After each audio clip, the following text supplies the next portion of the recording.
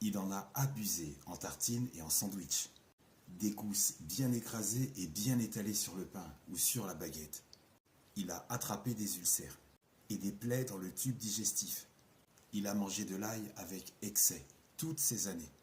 Peut-on parler maintenant de ce qui lui est arrivé dans son organisme? S'il en remange, ça brûle. Pourquoi souffre-t-il autant? Quelle solution s'offre à lui?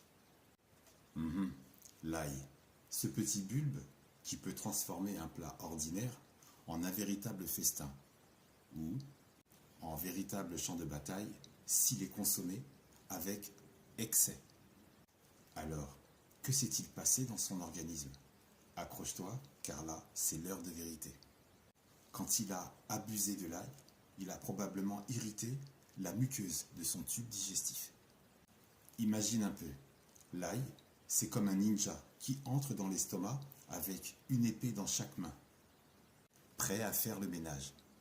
Sauf que là, il a un peu trop fait le forceur. Il a laissé des coupures et des plaies. Un peu comme un super-héros qui aurait oublié de ranger ou de récupérer son matos après une bataille. Mais ensuite, ces ulcères, c'est quoi? Ce sont des petites blessures qui se forment sur les parois de l'intestin ou de l'estomac. Et quand il remet ça avec de l'ail, c'est comme si le ninja revenait à la charge. Mais cette fois-ci, il a décidé de balancer tous les feux d'artifice.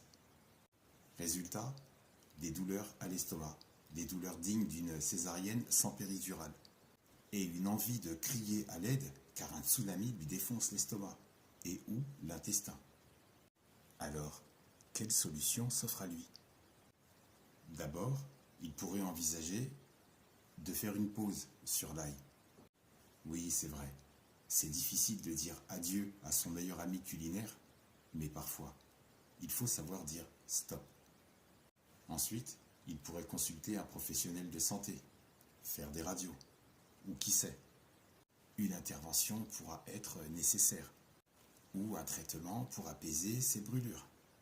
Un peu comme un sapeur-pompier qui vient éteindre le feu dans la cuisine.